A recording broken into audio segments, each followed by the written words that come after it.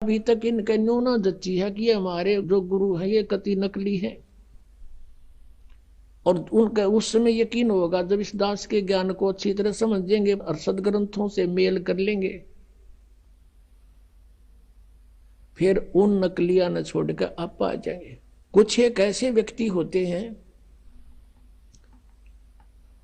जो ना कहे किसी की कहे की माने, और गुरु जी ने जो कह दिया बस ठीक से। उसके बारे में परमात्मा कहते हैं कि चातुर प्राणी चोर है और मूड मुग्ध है ठोठ, संतों के निकाम के इन दे गलजोट।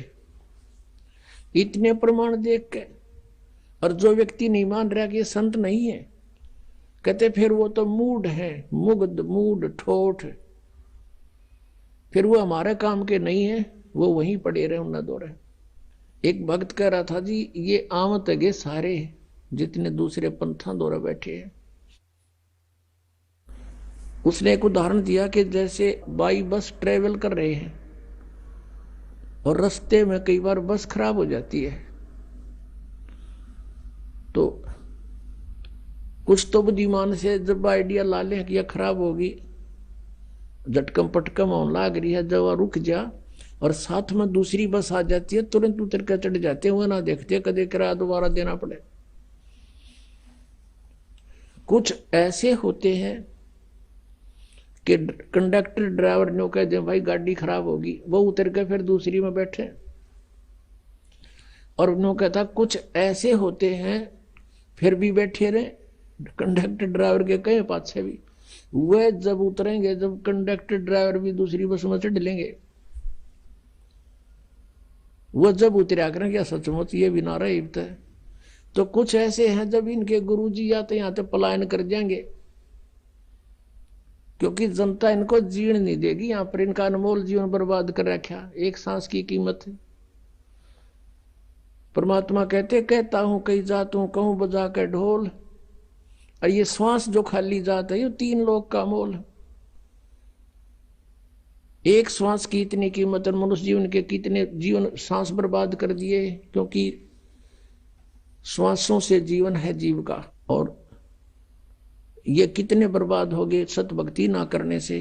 तो वो जो उनके कति श्रद्धालु गणे हैं बिना ज्ञान के, वो जब आओगे यहाँ पर जब वो भी हाथ खड़ा कर देंगे हमारे पल्ला ना कुछ,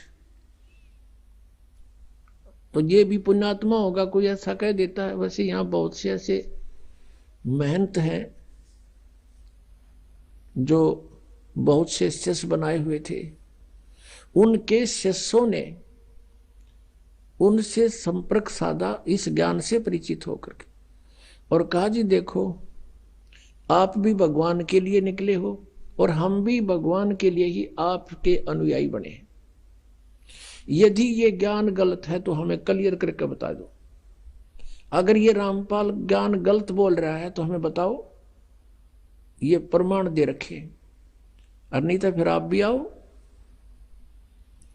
अब थोड़ी बहुत देर तक वो गुरु अग्रम मग्रम करता है, लेकिन फिर विवश हो जाता है, क्योंकि उसको भी भगवान चाहिए।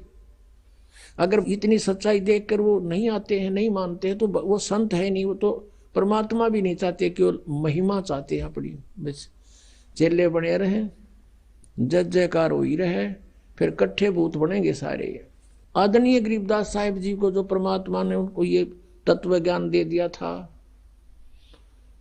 क्या बताते हैं कि साहिब के दरबार में गायक कोट अनंत और 4 चीज मांगे हैं, रिद्धि सिद्धि मान महंत। उस परमेश्वर के साहिब के दरबार में ऐसा कोई एक इन चारों ने छोड़ के, और चाव है पुरुष अलेख। तो ये सब मान महंत के भूखे हैं, जितने ये पर भी बोल रहा हूं, पुस्तकों के माध्यम से भी इनके पोल खोल रहा हूं। क्यों ना बोलते, ये क्यों नहीं बोलते? क्योंकि ये चोर है। परमात्मा कहते हैं बेखों के लश्कर फिर ये बाणी चोर कठोर, और सतगुरु धाम ना पहुंचेंगे ये 84 के ढोर। परमात्मा की वाणी को चुरा कर सचखंड सचखंड का रट ला रहा है। कह का पता नहीं इन लोगों को। जैसे वेदों को गलत मानने वाला कोई प्राणी नहीं, खासकर हिंदू समाज में। और ये जो राधा स्वामी पंथ है, इन्होंने के गुटी पै रखी है श्रद्धालुओं को कि हमने वेदों की आवश्यकता नहीं, ना हमने गीता जी की, ना हमने पुराणों से कुछ लेना देना। संत जो वाणी बोलते हैं वो फाइनल होती है। वो वेद भी तो किसी ने लिखे, वेद व्यास ने वेद लिखे हैं। अरे वेद व्यास ने वेद लिखे जरूर हैं, लेकिन ये वाणी किसकी है? वेद व्यास राइटर है, जैसे गीता जी का वेद व्यास राइटर है, वक्ता नहीं है। ऐसे ही पुराण लिखी हैं तो पुराण जिसने जो बोला वेद व्यास जी ने लिख दिया। जो चारों वेद थे, जो उनका यथार्थ ज्ञान ऋषियों ने घोट रखा था, वो एडिटिव उन्होंने लिख दिया परमात्मा से प्राप्त करके, क्योंकि भगवान ने आके ज्ञान दिया था। और ब्रह्मा जी से फिर ये ज्ञान सभी ने प्राप्त किया था, तो उसने केवल लिखा है, लेकिन ये गॉड गिवन है।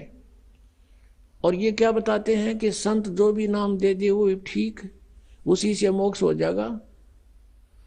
और फिर ये भी कहते हैं कि हमने वेदों की जरूरत नहीं है, हमारा तो ज्ञान वेदों से ऊपर का है, वेदों से ऊपर का हमारा ज्ञान था।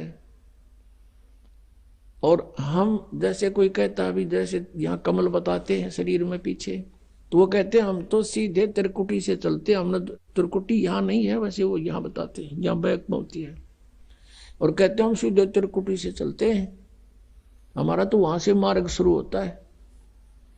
अब पुण्यात्माओं जो वेद ज्ञान को गलत बताते हैं, तो इससे सिद्ध होता है कि उनका ज्ञान तक घना निर्मल होना चाहिए।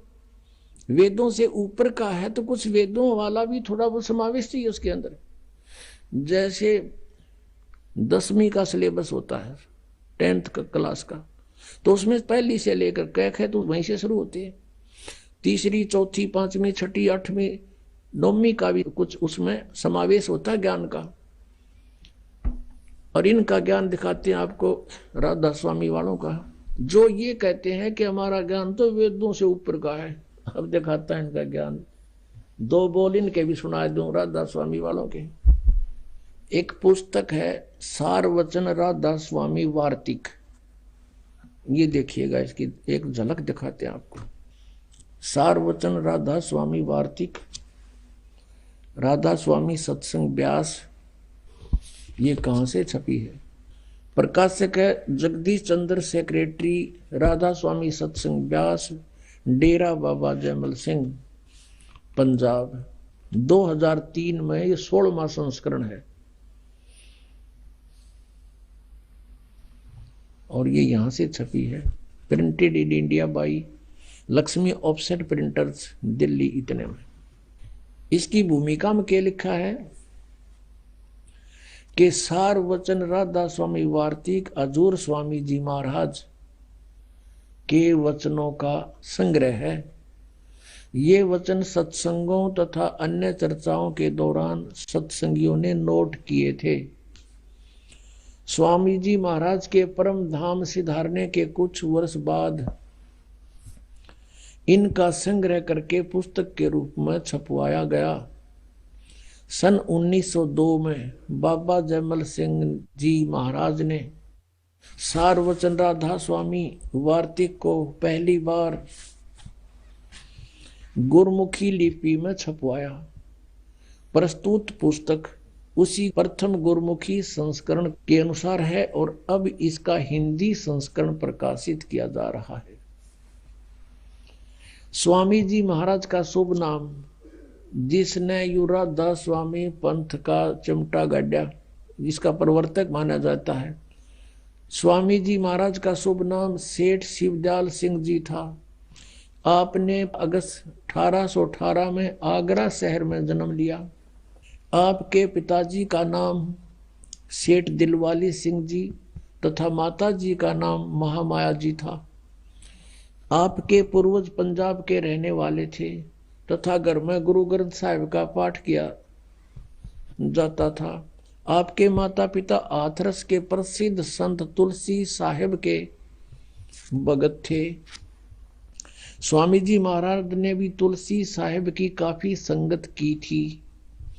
बचपन से ही स्वामी जी महाराज का रुझान अध्यात्म की ओर था। आपने एक कमरे में बैठकर 17 वर्ष सुरत शब्द योग का अभ्यास किया और सन